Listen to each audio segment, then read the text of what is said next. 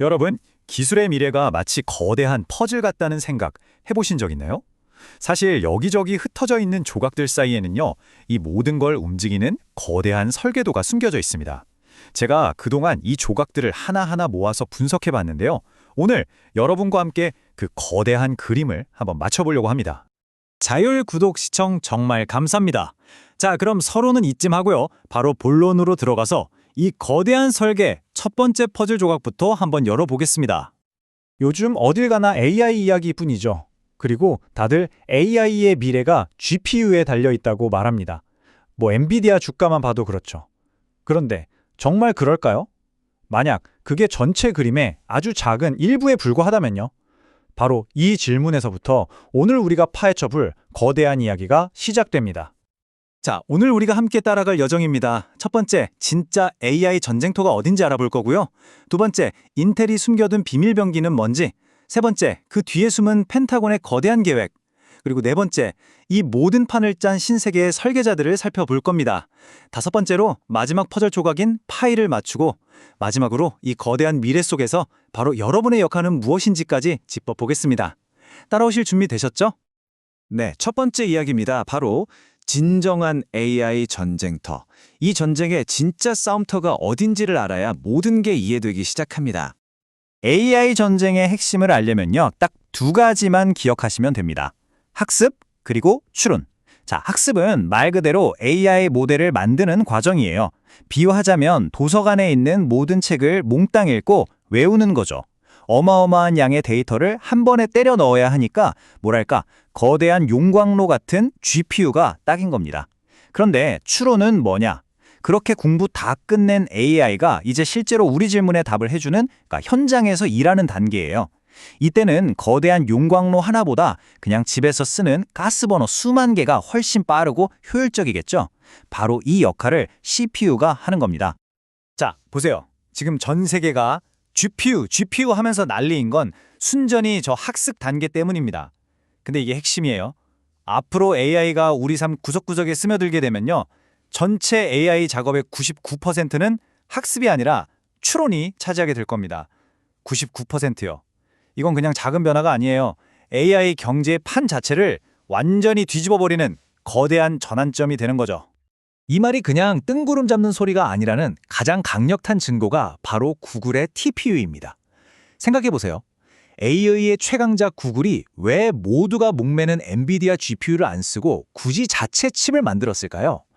자, GPU는 원래 게임 그래픽용으로 만들어졌어요.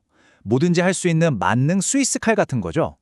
근데 AI 추론이라는 작업은 비유하자면 계란 수만 개 한 번에 까기 같은 아주 단순하고 반복적인 일입니다. 이럴 때 스위스 칼 쓰시겠어요? 아니면 계란 까는 전용 도구를 쓰시겠어요? 당연히 후자죠. TPU가 바로 그 계란 까는 전용 도구인 겁니다. 오직 AI 연산 하나만 보고 만들었기 때문에 쓸데없는 기능 다 빼고 전기는 훨씬 덜 쓰면서 성능은 미친 듯이 끌어올린 거죠. 이게 뭘 의미하겠어요? 결국 AI 추론 시장의 승자는 범용 칩이 아니라 이런 전용 칩이 될 거라는 명백한 증거입니다. 자, 그럼 이제 퍼즐의 다음 조각을 맞춰볼 시간입니다. 사실 모두가 한물 같다고 이제 끝났다고 생각했던 한 기술 거인이 있죠. 바로 인텔입니다. 그런데 이 인텔이 아주 놀라운 비밀 병기를 준비하고 있었습니다. 지금부터 그 이야기를 시작해보죠. 정말 불과 몇 년 전까지만 해도 인텔은 처참했습니다. 시장 점유율은 계속 뺏기고 기술력은 뒤처지고 그냥 무너지고 있었죠. 그런데 바로 그 순간 인텔이 회사의 모든 것을 건 말 그대로 수십억 달러짜리 올인을 선언합니다. 그리고 그 도박의 결과가 뭔지 아십니까? 바로 2026년 시장의 판도를 완전히 바꿀 괴물 2나노급 칩 펜서 레이크의 등장을 예고한 겁니다. 아니, 어떻게 이런 말도 안 되는 역전이 가능했을까요? 핵심은 두 가지 기술적 도박에 있었습니다. 첫 번째, 인텔이 세계에서 가장 비싸고 가장 정밀한 반도체 기계, 그러니까 하이NA EUV라는 걸 경쟁사들보다 먼저 싹쓸이 해버렸습니다. 남들보다 훨씬 더 얇은 펜을 손에 쥔 거죠. 두 번째는 파워비아라는 진짜 혁신적인 기술인데요. 이게 뭐냐면 칩이라는 게 원래 정보가 다니는 길이랑 전기가 다니는 길이 막 얽혀 있어서 복잡했거든요. 이걸 전기줄만 칩 뒷면, 그러니까 지하로 싹 빼버린 겁니다. 그랬더니 지상도로가 엄청 넓어져서 정보가 훨씬 더 빠르고 효율적으로 다닐 수 있게 된 거죠. 바로 이 두 가지 덕분에 인텔은 업계 1위인 TSMC의 2나노 칩과 맞먹는 성능의 칩을 심지어 더 빨리 시장에 내놓을 수 있게 된 겁니다. 물론 인텔이 이걸 18A라고 부르는 건 좀 공격적인 마케팅이긴 해요. 하지만 중요한 건 이름이 아니라 성능이죠. 이 성능만큼은 진짜라는 거고 이걸로 인텔은 단숨에 차세대 반도체 리더 자리로 복귀한 겁니다. 그런데 여기서 정말 이상한 점이 하나 있습니다. 아니, PC 시장은 점점 죽어가고 있는데 인텔은 대체 뭘 믿고 이런 천문학적인 돈을 쏟아 부었을까요? 뭔가 앞뒤가 안 맞죠? 이제부터 이야기는 단순한 기업 전략을 넘어섭니다. 바로 지정학의 영역, 펜타곤의 거대한 계획을 들여다봐야 할 시간입니다. 질문은 정말 간단합니다. 왜? 도대체 왜 죽어가는 PC 시장에 그 모든 돈을 쏟아부었냐는 거죠. 순수하게 장사꾼의 시각으로만 보면 이건 그냥 미친 짓처럼 보입니다. 그쵸? 해답은 의외로 간단한 데 있습니다. 인텔의 진짜 고객이 우리가 아니었기 때문입니다. 인텔의 진짜 고객은 바로 미 국방부 펜타곤이었습니다. 이 한 문장이 지금까지의 모든 이야기의 판을 완전히 뒤집어 버립니다. 이 모든 계획의 이름은 램프C 프로젝트였습니다. 목표는 아주 명확했어요. 무슨 일이 있어도 미국 땅 안에서 최첨단 2나노 칩을 만들어낼 수 있어야 한다는 것. 왜냐고요?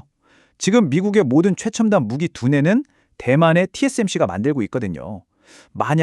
정말 만약에 대만에 무슨 일이라도 생기면 미국의 F-35 전투기, 이지스함 전부 그냥 쇳덩어리가 되는 겁니다. 이걸 막아야 했던 거죠. 그러니까 인텔의 새 공장은 그냥 반도체 공장이 아니라 이미 수익이 보장된 국가 안보 자산 그 자체인 겁니다. 펜타곤이 왜 이렇게까지 하는지 알려면 평화로울 때와 전쟁할 때의 컴퓨터 사용법이 완전히 다르다는 걸 알아야 합니다. 평소에는 구글이나 아마존처럼 거대한 중앙 서버에 모든 걸 맡기는 게 효율적이죠. 근데 전쟁 중이라면요. 그 중앙 서버에 미사일 한 방 떨어지면 모든 게 끝장입니다. 이걸 단일 실패 지점이라고 불러요. 펜타곤이 진짜 원하는 건 이런 게 아니에요. 사령부가 폭격당해도 적이 날아가는 드론 한 대, 현장의 병사 한 명의 장비가 스스로 생각하고 싸울 수 있는 분산형 네트워크, 바로 이겁니다. 그리고 이 수많은 개별 유닛들의 뇌 역할을 할 작고 강력하고 전기를 적게 먹는 칩, 이게 바로 펜타곤이 인텔에게 준 진짜 미션이었던 거죠. 자, 그런데 이야기가 여기서 끝나면 재미없죠? 펜타곤이 인텔의 진짜 고객이라는 것까지는 알겠습니다. 그런데 만약 펜타곤조차도 누군가의 고객에 불과하다면요. 이 거대한 판을 처음부터 설계한 진짜 설계자들은 과연 누구일까요? 네, 고객은 펜타곤입니다. 하지만 진짜 건축가는 누굴까요?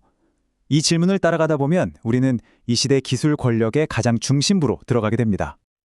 그 설계자들은 바로 페이팔 마피아라고 불리는 그룹입니다. 자, 한번 그림을 그려보세요.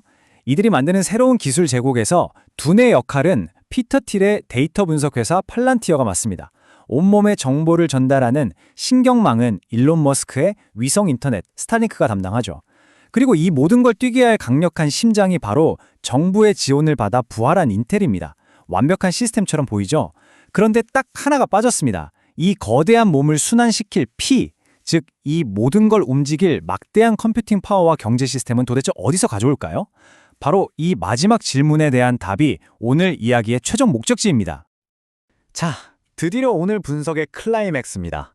지금까지 흩어져 있던 모든 조각들을 하나로 꿰맬 마지막 퍼즐 조각, 바로 파이가 모습을 드러낼 시간입니다. 이 마지막 퍼즐 조각을 이해하는 키워드는 가치 포획입니다. 파이 네트워크를 만든 니콜라스 코칼리스 박사의 핵심 철학인데요. 개념은 아주 간단합니다. 생각해보세요.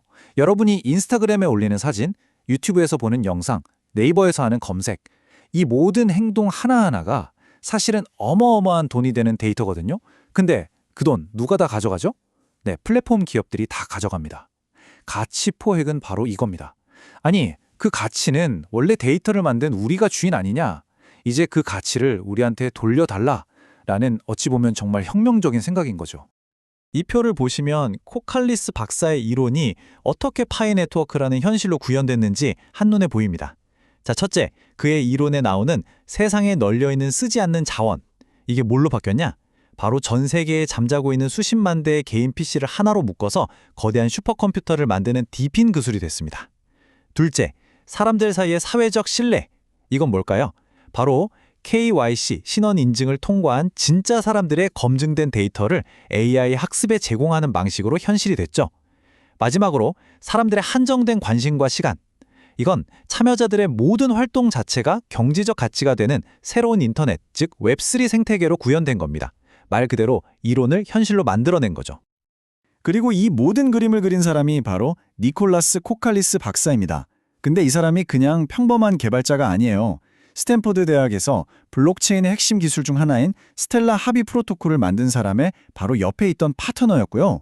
심지어 그의 연구 분야는 미국 국방부의 첨단기술연구소, 바로 그 다르파의 지원 분야와 정확히 겹칩니다. 자, 이제 모든 조각이 맞춰주는 게 보이시나요?